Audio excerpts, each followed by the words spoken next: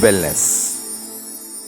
कई बार हम दिन भर व्यस्त रहते हैं और ये भूल जाते हैं कि खाना हजम भी हो रहा है या नहीं। पेट में जलन, गैस, कब्ज या उल्टी जैसी दिक्कतें होना आम बात हो गई है। पर ये पाचन तंत्र की कमजोरी के संकेत भी हो सकते हैं, लेकिन घबराने की कोई बात नहीं है। आज बीवीजी वेलनेस की इम्यूनिटी सीरीज में हम पाचन स्वास्थ्य पर ही फोकस करने वाले हैं। हम ये समझेंगे कि पाचन क्रिया कमजोर क्यों होती है और इससे किस तरह से बचा जा सकता है।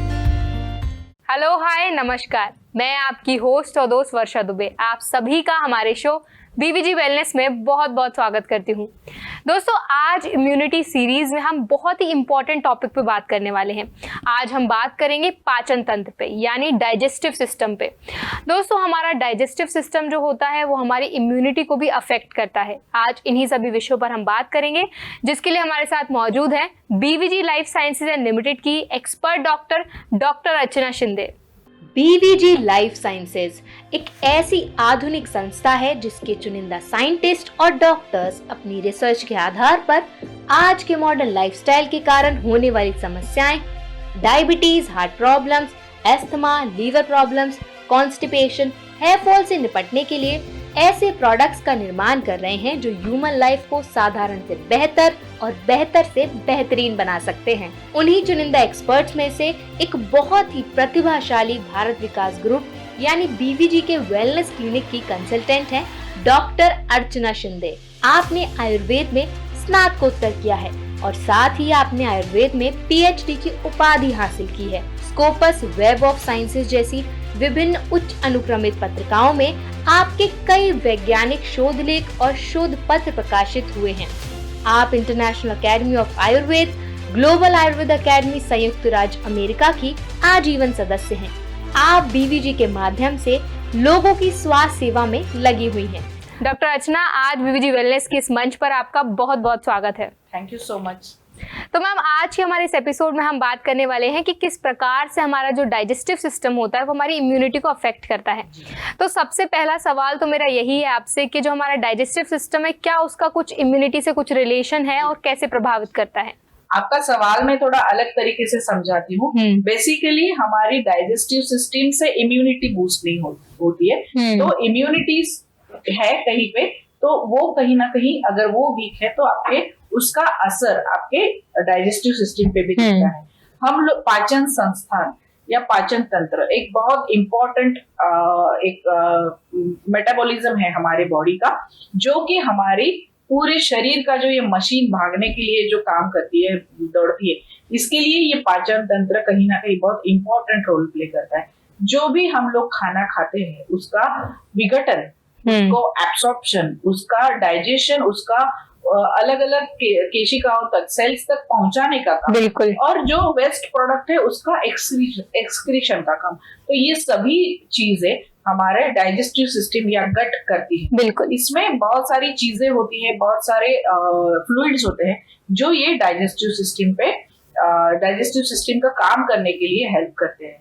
हमारी इम्यून सिस्टम अगर अच्छी है, क्योंकि 70% ऑफ द इम्यूनिटी के जो सेल्स होते हैं, इम्यून सेल्स होते हैं, 70% immune cells resides in the digestive gut. तो हमारा माइक्रोबाटा अगर अच्छा है, गट माइक्रोबाटा अगर अच्छा है, तो ये वाइस वर्सा है कि आपकी इम्यून सिस्टम भी अच्छी रहेगी। आपकी इम्यून सिस्टम अच्छी रहेगी तो आपका डाइजेस्टिव सिस्टम भी अच्छा रहेगा। तो इस तरीके से ये दोनों एक जुड़े हुए दोनों चीजें। कहने का मतलब है जो गट में जो माइक्रोबायोम्स जो मौजूद होते हैं वो हमारी इम्यूनिटी में कंट्रीब्यूट करते हैं उसको अच्छा बनाने के लिए। नहीं, बेसिकली इम्यून सिस्टम की जो सेल्स है, अच्छा, सेल्स, लिम्फोसाइट सेल्स है, ये सेल्स कहीं ना कहीं 70% ऑफ दिस इम्यून सिस्टम जो सेल्स है, दे रिसाइड्स ओके गट। तो गट हमारी रिस्पॉन्सिबल तो है ही, लेकिन इम्यून सिस्टम भी है कि दैट इज इम्पोर्टेंट।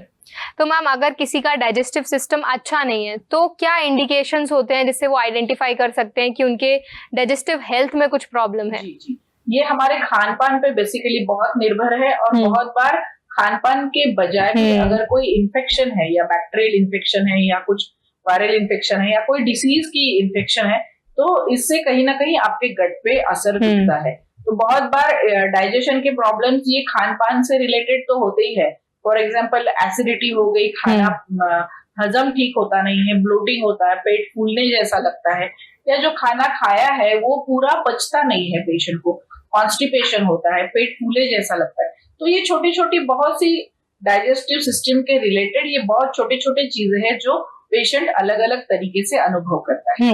मैम, हम पानी ऐसा बोलते हैं कि पानी जो हमें पर्याप्त मात्रा में पीना चाहिए, उससे हमारा डाइजेस्टिव हेल्थ भी अच्छा रहता है और हमारा एक लाइफस्टाइल भी हेल्दी रहता है। उसकी वजह से पानी का बहुत इंपॉर्टेंट रोल होता है। तो पानी की कितनी आइडियल मात्रा हमें एक दिन में पीनी चाहिए? मैं आपको पहले थोड़ा पानी का महत्व क्या है, वो डाइजेशन में कैसा रोल प्ले करता है, ये पहले बताऊंगी। तो 70% माइक्रोबाटा जो होते हैं, जो इम्यून सिस्टम से रिलेटेड है, वो हमारे गट में रहते हैं। हम खाना जो खाते हैं उसका जो विघटन होता है, जो हमारा डिओडेनम या फूड बैग होती है, वहाँ पे एक हाइड्रोक्लोरिक एसिड सिक्रेट होता है जो कि ये खाने को विघटन करता है और उसका फिर एब्सॉर्प्शन और उसको अलग अलग सेल्स तक पहुंचाने का काम करता है। तो ये वाटर या पानी जो बोलते हैं जिसे, ये पानी भी विघटन में हेल्प करता है और जो माइक्रोन्यूट्रिएंट्स या जो प्रोटीन्स या सिंथेसिस होता है फूड का, जहाँ जहाँ जो ऑर्गन को इम्पोर्टेंट कॉन्स्टिट्यूएंट्स लगता है वो पहुंचाने का काम, कैरी फॉरवर्ड करने का काम पानी करता है। इसी तरीके से एक्सक्रीशन में जो वेस्ट प्रोडक्ट तैयार होता है उसको किडनी से और रेक्टम से बाहर निकालने के लिए भी पानी हेल्प करता है। तो as a mediator, as a source of mediator करके पानी का बहुत ही इंपॉर्टेंट रोल हमारे शरीर में है। जैसे ऑक्सीजन को लाइफ कहते हैं ह्यूमन बॉडी का, वैसे ही water is also a life of human body. अगर पानी नहीं है तो इंसान मर भी सकता है। बिल्कुल। और मैम, कितना पर्याप्त मात्रा में पीना चाहिए? जी, जैसे हमारी बॉडी में डेली बहुत सारी मेटाबॉलिक एक्शंस होते रहती है, प्रक्रिया होते रहती है। ये सभी मेटाबॉलिज्म होने के लिए मेल्स होते हैं उनमें 3.7 लीटर पानी की मात्रा दिन में 24 घंटे में होनी जरूरी है और वीमेन्स में 2.7 लीटर्स ऑफ द वाटर जरूरी है। ये पानी का जो सेवन है उसमें थोड़ा सा जो सीजन होते हैं, जैसे हमारे विंटर सीजन है, रेनी सीजन है, समर सीजन है, उस हिसाब से +-500 की रिक्वायरमेंट हो सकती है, क्योंकि समर में हमें स्वेटिंग बहुत होता है, वाटर लॉस ज़्यादा होता है। तो समर में हमारा पानी का जो इंटेक है वो थोड़ा ज़्यादा होना चाहिए कंपेरेटिवली रेनी सीजन में और विंटर सीजन में वाटर लॉस थोड़ा सा बॉडी से कम होता है। वाटर लॉस जो होता है हमें स्वेटिंग से होता है, फीकल रूट से होता है, यूरिन से होता है। तो ये वाटर लॉस जो रेट से वाटर लॉस होगा वो रेट से हमारी पानी की बॉडी की रिक्वायरमेंट होती है। उसी तरीके से फिजिकल एक्टिविटी में हमारा स्वेटिंग से वाटर लॉस होता है। तो जब आप ज़्यादा फिजिकल एक्टिविटी करते हो तब आपको पर्याप्त मात्रा में पानी का सेवन करना चाहिए या आपकी बॉडी रेगुलरली हाइड्रेट रहनी चाहिए। जो एथलीट्स होते हैं इनको हाइड्रेशन बहुत मेंटेन करने की ज़रूरत होती है, बिकॉज मसल की जो स्ट्रेंथ है, मसल को अगर हाइड्रेशन मिलेगा तो जो फिजिकल एक्टिविटी से मसल फटीग डेवलप हुआ है वो हाइड्रेशन से कहीं ना कहीं हेल्प मिलती है वो मसल्स को, और वो फटीग कहीं ना कहीं निकल जाता है। तो इस तरीके से बहुत अलग अलग रोल पानी प्ले करता है हमारे बॉडी के लिए और इसकी पर्याप्त मात्रा हमेशा होनी बहुत ज़रूरी है। हाइड्रेशन बहुत ज़रूरी है। मैम, आजकल ना प्रीबायोटिक्स और प्रोबायोटिक्स का बहुत जिक्र होता है जी, तो इनको थोड़ा बताइए, क्या इनमें अंतर होता है और ये एक्चुअल में है क्या? प्रोबायोटिक्स और prebiotics, they are like a brothers basically, they both are important. ये दोनों भी हमारे गट माइक्रोबाटा के लिए बहुत ही जरूरी है। शरीर में हम लोग एज अ डॉक्टर हम लोग जब बात करते हैं बैक्टीरिया, वायरस, ये शरीर के लिए वैसे तो हानिकारक पदार्थ है जो कि डिसीज डेवलप करने वाले हम लोग बोलते हैं, लेकिन गट माइक्रोबाटा, यहाँ जो बैक्टीरिया होते हैं ये गट की हेल्थ ठीक रखने के लिए बहुत, they are called as good bacterias, they helps for the good health of the gut. तो गट की जो लाइनिंग होती है वो मेंटेन रखने के लिए ये बैक्टीरियाज हेल्पफुल होते हैं। तो प्रोबायोटिक जो होते हैं ये नॉर्मली ये माइक्रोबाटा जो है वो मेंटेन रखने के लिए, उनकी हेल्थ मेंटेन रखने के लिए ये ऐसे फूड होते हैं। तो प्रीबायोटिक जो होता है, prebiotic itself is a food of that good microbiota और गुड बैक्टीरिया।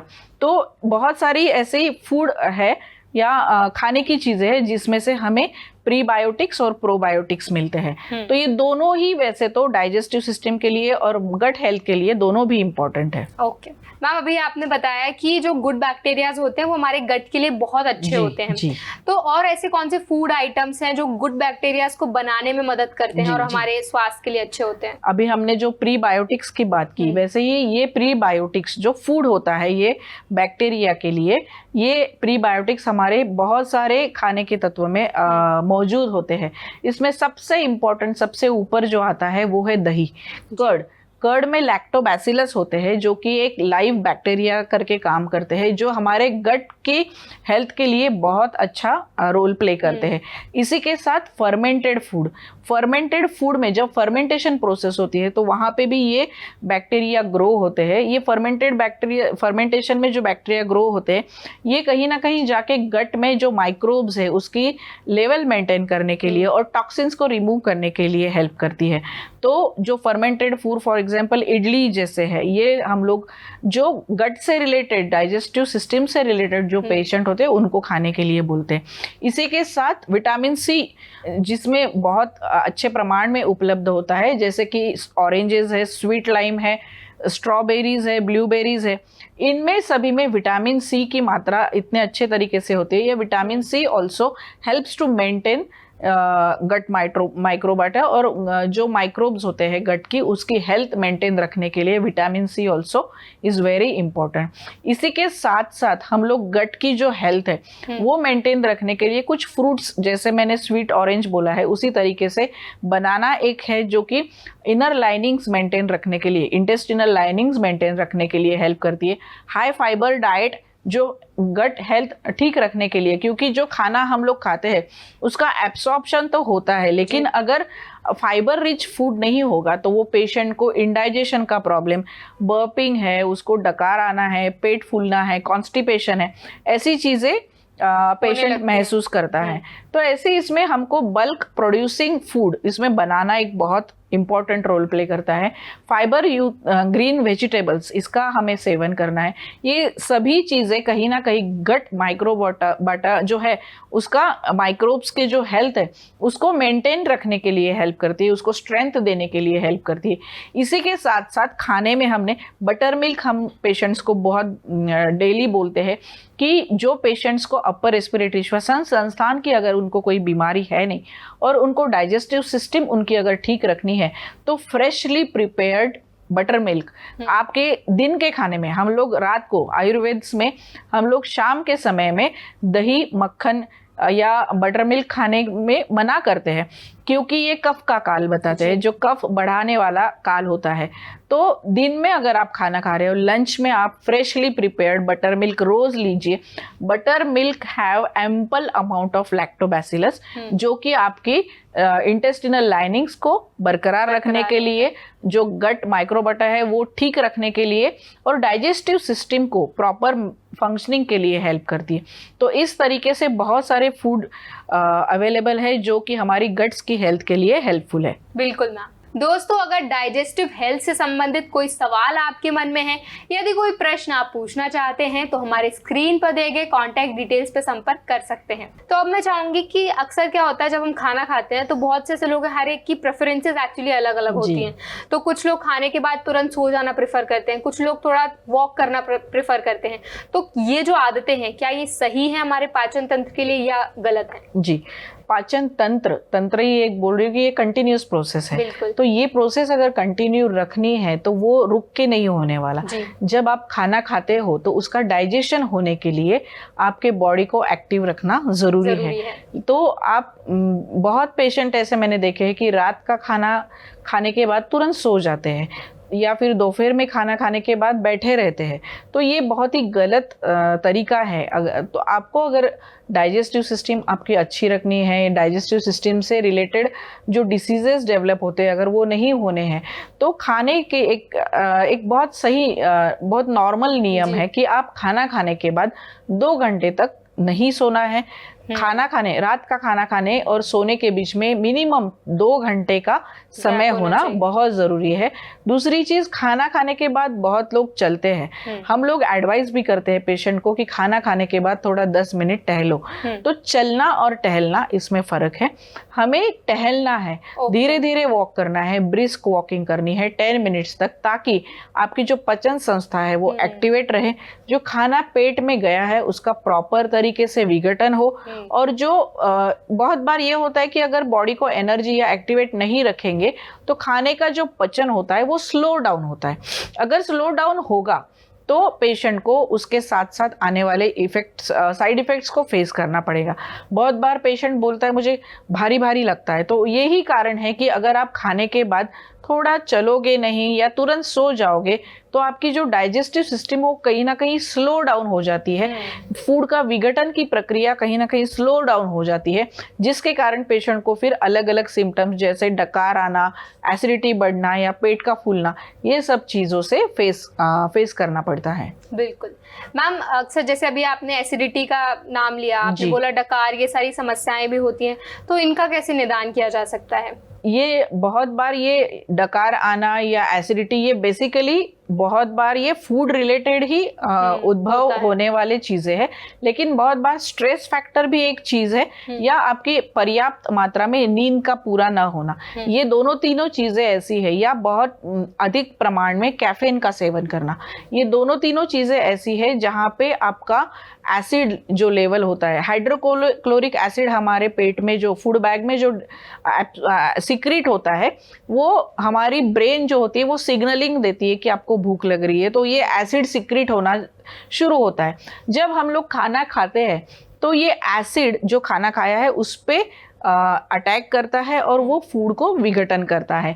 लेकिन बहुत बार अगर आप टाइम पे खाना नहीं खाओगे या आप बहुत गरम हॉट मतलब स्पाइसी खाना ज़्यादा खाओगे, या फिर आप प्रॉपर नींद नहीं होगी जिसके कारण आपका हाइड्रोक्लोरिक एसिड जो है वो अगर वैसे ही आपके पेट में बचा रहेगा तो ये कहीं ना कहीं आपको एसिडिटी डेवलप, एसिडिटी मतलब क्या, आपको सबस्टर्नल जो एरिया है यहाँ पे आपको जलन जैसे महसूस होती है, या खट्टी डकारें आती है, मुंह में खट्टा पानी आता है, तो ये सब एसिडिटी के या इंडाइजेशन के लक्षण है। इसी के साथ साथ पेशेंट को कॉन्स्टिपेशन भी कभी कभी महसूस होता है। प्रॉपर अगर फाइबर फूड नहीं खाएंगे तो पेशेंट को कॉन्स्टिपेशन जैसे भी चीजें डेवलप होती है। बिल्कुल मैम, अब वक्त हो चला एक कॉलर का हमसे जुड़ने का, तो हम उनकी समस्या भी सुनेंगे और हम चाहेंगे कि आप उनका समाधान उनको जरूर दें। बिल्कुल। हेलो, नमस्कार मैम। नमस्ते, बोलिए। मैं पुणे से विशाल बात कर रहा हूँ जी। मुझे आपसे ये पूछना था कि मतलब कुछ समय से ऐसा हो रहा है कि मतलब मैं भारी खाना खाता हूँ या हल्का खाना खाता हूँ। ओके। तो खाने के बाद मेरा जो पेट है वो भारीपन महसूस करता है। तो इससे क्या हो रहा है कि मुझे जल्दी से थकान महसूस हो रही है या सुस्ती भी आ रही है जी। तो क्या आप बता सकती है कि खाना खाने के बाद ऐसा क्यों हो सकता है? और मेरा ये भी क्वेश्चन था जी कि पचन को दुरुस्त करने के लिए मैं अपनी डाइट को, मतलब डाइट में कुछ बदलाव कर सकता हूँ? बहुत कॉमनली देखा गया ये सवाल है विशाल जी। तो इसमें ये है कि अगर आप वर्किंग आवर्स में खाना खाने के बाद बैठे ही रहेंगे तो आपको जो ये महसूस हो रही है तकलीफ, ये होने वाली है। मैंने जैसे पहले भी बताया कि आपको खाना खाने के बाद थोड़ा टहलना है। आपकी डाइजेस्टिव सिस्टम एक्टिवेट रखने के लिए बॉडी का घूमना या टहलना ये बहुत ज़रूरी है। तो अगर आप खाना खाने के बाद या ओवर ईटिंग, शायद आपको जितना ज़रूरी है उससे ज़्यादा प्रमाण में आप एक ही बारी में खाना खा रहे हो, अमाउंट ऑफ द फूड अगर ज़्यादा है तो हो सकता है आपको भारीपन महसूस होगा।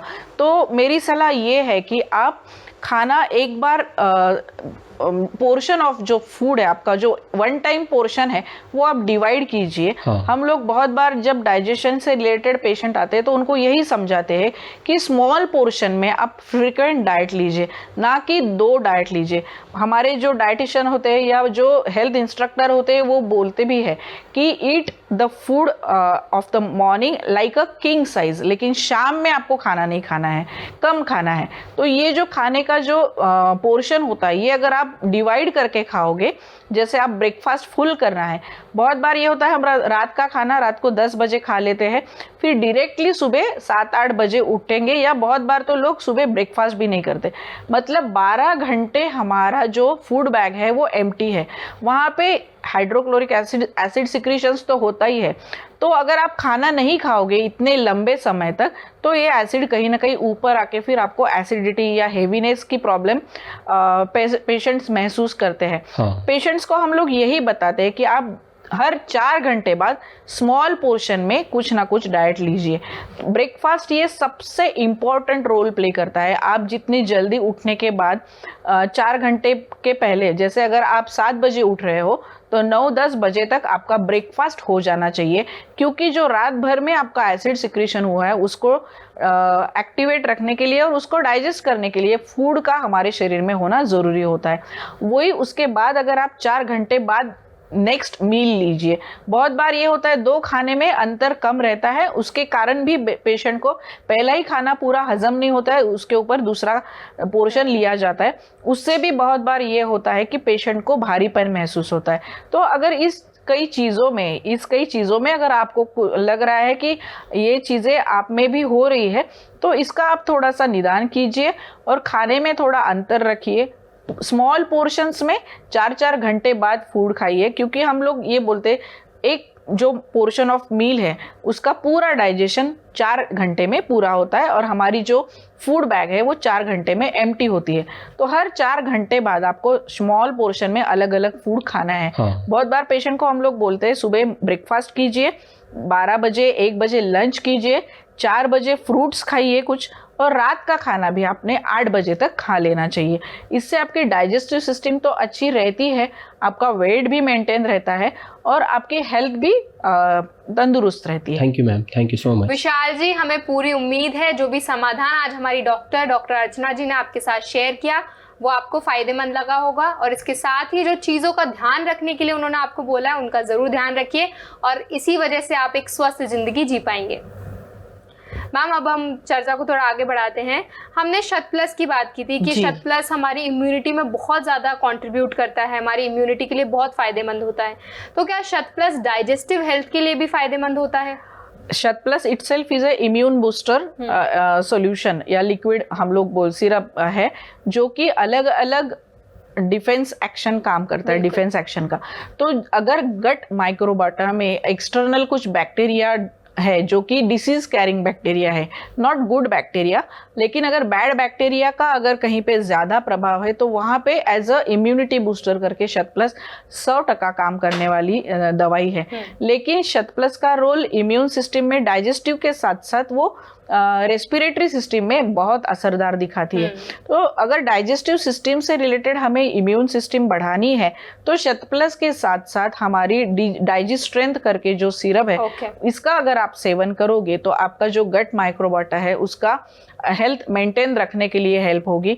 सेकेंडरी जो एक्सटर्नल आपको अगर कोई इन्फेक्शन, बैक्टीरियल वायरल इन्फेक्शन हुआ है, वायरल लोड बढ़ा हुआ है अगर गट माइक्रोबाटा में, तो ये शत प्लस एंटी इन्फ्लामेटरी और एंटी बैक्टीरियल करके भी काम करता है और ये कहीं ना कहीं आपकी इम्यून सिस्टम मेंटेन रखने में हेल्प करता है। बिल्कुल मैम, हमारे ऐसे बहुत से दर्शक हैं जो हमें ईमेल के जरिए हमसे कांटेक्ट करते हैं जी। तो हमारे एक दर्शक है जिन्होंने हमें ईमेल किया है, अपनी समस्या हम तक पहुंचाई है, हम चाहेंगे आप उनकी समस्या का भी समाधान दें। तो मैं ईमेल पढ़ देती हूँ। ये ईमेल ज्योति जी का है और ये नागपुर की रहने वाली हैं। तो इनका सवाल कुछ इस प्रकार से है, मुझे स्पाइसी खाना बहुत पसंद है लेकिन कई बार इसे खाने के बाद पेट में जलन और एसिडिटी की समस्या हो जाती है। क्या आप बता सकती हैं कि खाने में मसाले कम करने के अलावा पाचन को दुरुस्त रखने के लिए और क्या उपाय किए जा सकते हैं? बहुत कॉमनली पूछा गया ये सवाल है। स्पाइसी फूड बहुत लोगों को बहुत पसंद है और ये रीजन वाइज, फॉर एग्जांपल जैसे अभी वो नागपुर से बोल रहे हैं तो वो रीजन ऐसा है वहाँ पे स्पाइसी खाना ज़्यादा लोग खाते हैं, प्रीफर करते हैं। स्पाइसी खाना खाने में दिक्कत नहीं है लेकिन ये लॉन्ग टर्म तक अगर आप स्पाइसी खाना खाते हैं और आपके डाइट में अगर फाइबर का जो प्रमाण है वो अगर कम है, आपके पानी पीने का प्रमाण अगर कम है, तो कहीं ना कहीं ये जो स्पाइसेस है ये आपके इंटेस्टिनल लाइनिंग्स पे बुरा असर दिखाना शुरू करते हैं। फिर आपको अल्सर्स डेवलप, इंटरनली लाइनिंग्स को जला के पेप्टिक अल्सर, डिओडेनल अल्सर लेके ये पेशेंट्स हमारे पास आते हैं। तो अगर मैं इनसे यही दरख्वास्त करूंगी कि आप स्पाइसी खाना कम कीजिए और आपके खाने में गाय का घी ज़्यादा प्रमाण में यूज़ कीजिए, बटर मिल्क हो सके तो आप डेली लीजिए, और इसी के साथ साथ पानी का जो इनटेक है वो भी आप प्रॉपर रखिए। अगर आपको एसिडिटी की प्रॉब्लम लगी रही है तो आप सोते समय 1 गिलास गर्म पानी पीजिए, जो कि आपका जो भी इनडाइजेस्टेड फूड है वो डाइजेस्ट करने में हेल्प करेगा। तो इस तरीके से अगर आप स्पाइसी फूड खाते भी है तो इसके साथ साथ अगर आप बटर मिल्क ले रहे हो या काऊ घी का सेवन खाने में कर रहे हो तो ये कहीं ना कहीं आपको डाइजेशन में हेल्प करेगी। गर्म पानी जो पी रहे हो ये आपको डाइजेशन में हेल्प करेगी, और जो स्पाइसेस से जो एसिडिटी डेवलप हुई है वो न्यूट्रलाइज करने के लिए भी हेल्प करेगी। बिल्कुल ज्योति जी, हमें पूरी उम्मीद है जो भी समाधान आज हमारी डॉक्टर ने आपके साथ शेयर किया वो आपको फायदेमंद लगा होगा, और इसके साथ ही जिन बातों का ध्यान रखने के लिए डॉक्टर अर्चना ने आपको बोला है आप उनका जरूर ध्यान रखिए। इससे आपका पाचन तंत्र एकदम स्वस्थ रहेगा। और थैंक यू सो मच हमें कांटेक्ट करने के लिए। मैम, अब हम एपिसोड के अंत तक पहुंच चुके हैं, तो हम चाहेंगे क्या कोई टिप या कोई मैसेज आप हमारे दर्शकों के साथ शेयर कर पाएंगी? बिल्कुल, ताकि वो अपना डाइजेस्टिव हेल्थ अच्छा रख पाएं और एक स्वस्थ जीवन व्यतीत कर पाएं। बिल्कुल बिल्कुल, जैसे मैंने बोला गट माइक्रोबाटा के लिए हमें कर्ड या बटर मिल्क ये बहुत इंपॉर्टेंट रोल प्ले करते हैं। तो अगर समर सीजन है तो दर्शकों को ये ध्यान में रखना है कि आपके लंच में, डिनर में नहीं लेकिन लंच में आपको बटर मिल्क का डेली सेवन, जो कि फ्रेशली प्रिपेयर्ड बटर मिल्क है उसका डेली सेवन कीजिए। ये आपके डाइजेशन को बूस्ट करेगा, ये आपकी गट माइक्रोबाटा को हेल्दी रखने में हेल्प करेगा और आपका पाचन तंत्र जो है वो स्वस्थ रखने में हेल्प करेगा। बिल्कुल, thank you so much doctor Archana, आज आपने हमें और हमारे सभी दर्शकों को डाइजेस्टिव हेल्थ पर इतनी महत्वपूर्ण जानकारी दी। उसके साथ ही आपने बताया कि डाइटरी क्या क्या चेंजेस करने बहुत ज़रूरी हैं, किस तरह से आप अपने डाइजेस्टिव हेल्थ को अच्छा रख सकते हैं। ये सारी जानकारी देने के लिए आपका बहुत बहुत धन्यवाद। शुक्रिया। कमजोर इम्यूनिटी और बेहतर स्वास्थ्य के लिए BVG life sciences and limited ने आपके लिए तैयार किया है एक आयुर्वेदिक सप्लीमेंट शत प्लस आपके परिवार के लिए एक संपूर्ण स्वास्थ्य समाधान है। शत प्लस के रेगुलर यूज से पाएं better energy levels, strong immunity और ओवरऑल हेल्दी लाइफस्टाइल। अधिक जानकारी के लिए आज ही संपर्क करें, डिटेल्स आपकी स्क्रीन पर हैं। दोस्तों, इसके साथ ही हमें उम्मीद है कि हमारा आज का एपिसोड आपको बेहद पसंद आया होगा। जो जानकारी हमारी डॉक्टर अर्चना जी ने आपके साथ शेयर की वो आपको फायदेमंद लगी होगी, और जो भी बातों का ध्यान रखने के लिए हमारी डॉक्टर ने कहा आप उनका जरूर ध्यान रखें। इसके साथ ही हमारे आज के एपिसोड में बस इतना ही। हम आपको फिर मिलेंगे हमारे अगले एपिसोड में। तब तक के लिए अपना ख्याल रखिए, स्वस्थ रहिए और हमसे जुड़े रहिए बीवीजी टीवी पर। धन्यवाद। BVG wellness.